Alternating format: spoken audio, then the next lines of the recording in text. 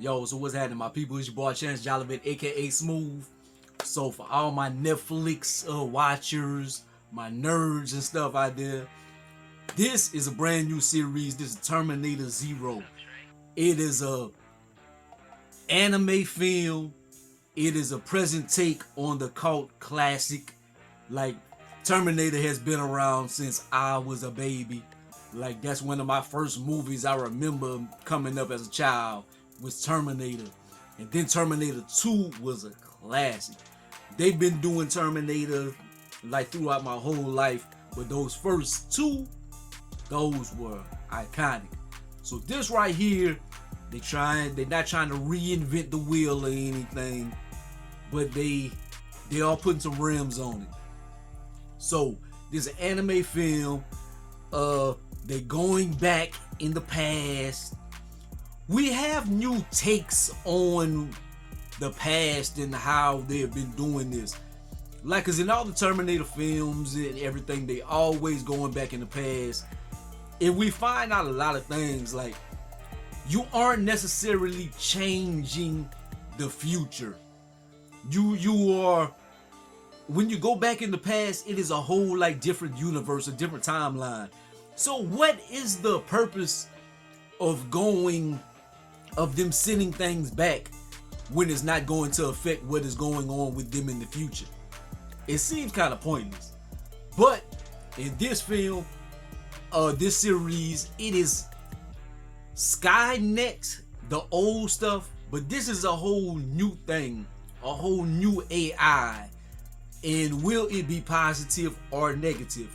Like, they have sent things back in the past to mess with this new entity, and like, will this new entity end up being positive for the humans, or will it be something new to team up with SkyNet and really take us off of the map? But there's this man right here, and he's a creator, and he was creating all this stuff, and we find out more about his backstory. The woman that they sent back in the past, we learn all kind of things and why her presence is vital to the kids and the people there. Like, it gets very interesting later on whenever we find out a lot of this information. The beginning seems like just normal Terminator stuff from back in the past, and you're going back in the past, we're gonna have to kill somebody, we're gonna have to save somebody or whatever.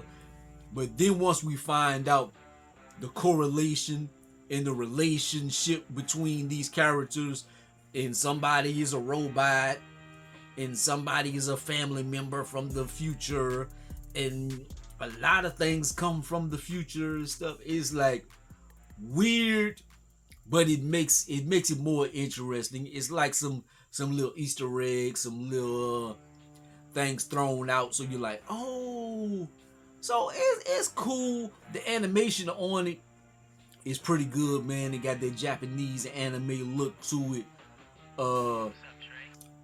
but it's something nice to watch, but it's not nothing that's gonna be like, oh, yo.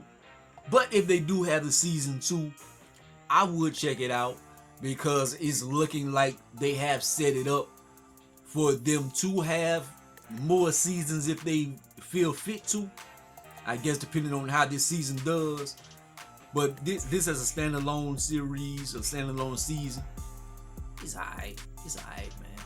But I'm not gonna be like, it's not a Blue Eye Samurai or anything like that. Like that, I need that like tomorrow.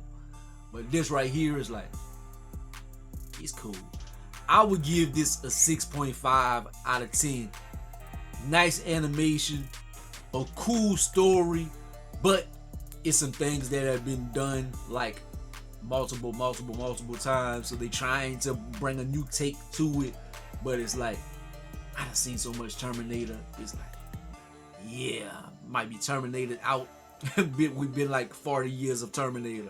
So, but yeah, I give it a 6.5 out of 10, man. Something for you to watch if you are a fan of anime or Terminator. but it's not something that you necessarily need to check out if it's not in your if it's not queued up. If you don't have any interest in it, you don't necessarily need to watch or whatever. But anyways, quick little take on it, little video for the channel. Like, comment, subscribe. Go be a greatest and most hated man. Holla at your boy.